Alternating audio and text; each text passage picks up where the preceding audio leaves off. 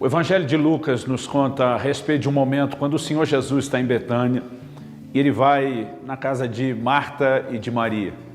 Marta o recebe com uma disposição fantástica de qualquer anfitriã, querendo fazer o melhor para o Senhor Jesus, agradá-lo.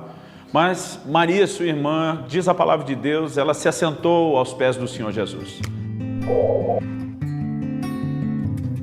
Naquele momento, para Maria, nada era mais importante do que estar com Ele, ouvir a voz dEle, relacionar-se com a pessoa do Senhor Jesus. Por outro lado, Marta, movida de uma boa intenção, ela quer agradar o Senhor Jesus, ela quer receber bem o Senhor Jesus. No entanto, ela ouve uma censura do próprio Jesus que diz: Marta, Marta, você está ansiosa, distraída com muitas coisas.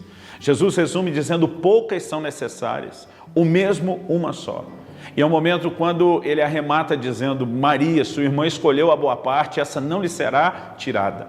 Nesse momento, Jesus define aquilo que é mais importante. Aquilo que é mais importante é aquilo para o qual eu e você existimos, que é buscar a Deus. O homem foi criado para buscar a Deus. E o homem deveria cumprir o objetivo da sua existência, que é buscar ao Senhor, fazendo isso com tudo que há nele, colocando todo o seu coração e fazendo de Deus aquilo que de mais importante existe na sua vida, sem que nada concorresse com isso.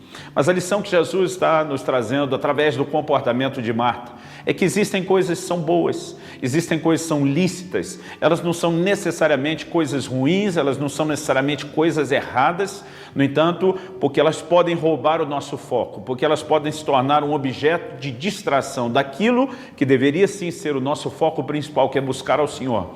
Elas acabam nos puxando para um lugar errado, mesmo que essas coisas não sejam erradas em si.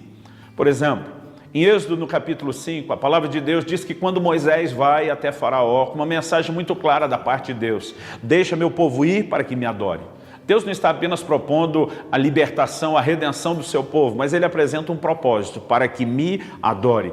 Eu gosto de explorar a ideia de que o propósito da redenção não é apenas tirar o povo de Deus da condição de escravidão, mas é trazê-los para um lugar de comunhão com Deus, de relacionamento com Deus, de adoração a Deus. Mas qual foi a primeira reação do faraó? O faraó diz: esse povo deve estar muito ocioso para estar pensando em adoração. E diz: vamos encher esse povo de trabalho para que eles não tenham tempo de pensar em adoração. Eu quero te adiantar algo, mesmo que o tempo não nos permita desenvolver a ideia melhor.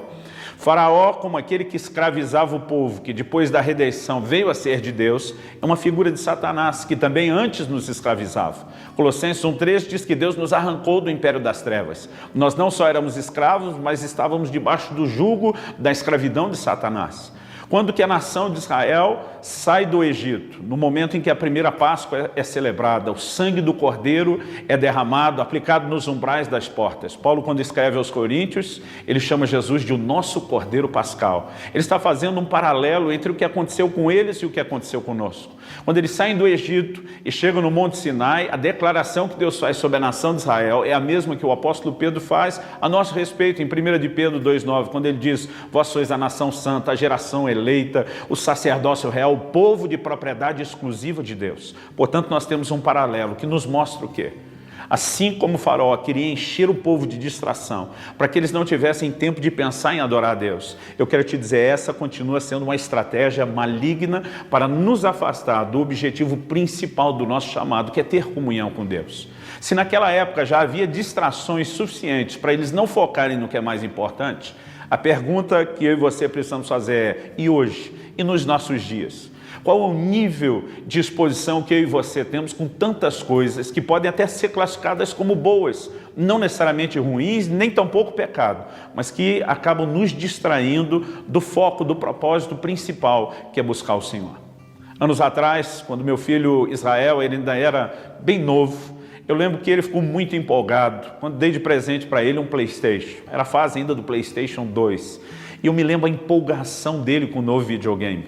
Eu lembro que a primeira reação foi de me abraçar, beijar. Pai, você é demais. Ele ficou realmente empolgado. Mas eu brinco que não demorou muito para chegar o momento em que eu, como pai, passei a ter ciúmes daquele videogame.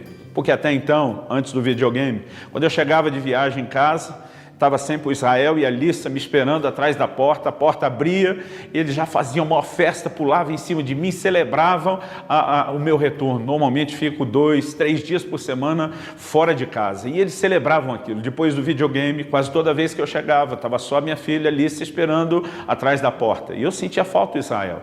Quando perguntava, filho, cadê você? A resposta dele vinha do andar de cima, onde ele estava jogando. Já vai, pai, já vai, só vou passar de fase. Eu me lembro um dia que eu tive vontade de jogar aquele videogame pela janela do quarto dele. Mas Deus me fez pensar nesse exemplo. E Ele disse que da mesma forma, muitas vezes Deus tem nos abençoado com coisas que eu e você como filhos ficamos contentes. Do mesmo jeito que meu filho ficou contente com o presente que ganhou. Às vezes eu e você nos empolgamos com as bênçãos de Deus. Mas da mesma forma como meu filho passou a se distrair com aquele brinquedo, a ponto de deixar de dar atenção a quem deu o brinquedo. A pergunta é, será que eu e você não temos feito a mesma coisa com as bênçãos de Deus? Em Lucas 14, Jesus conta uma parábola e ele fala a respeito do reino de Deus e compara com alguém que deu um grande banquete. Mas quando chegou a hora da ceia e manda chamar aqueles que haviam sido convidados, eles começaram a dar desculpas. Um deles diz, eu comprei um campo e eu não posso ir. O outro diz, eu comprei algumas juntas de bois e eu preciso experimentá-las, eu não posso ir. O outro diz, eu me casei e eu não posso ir.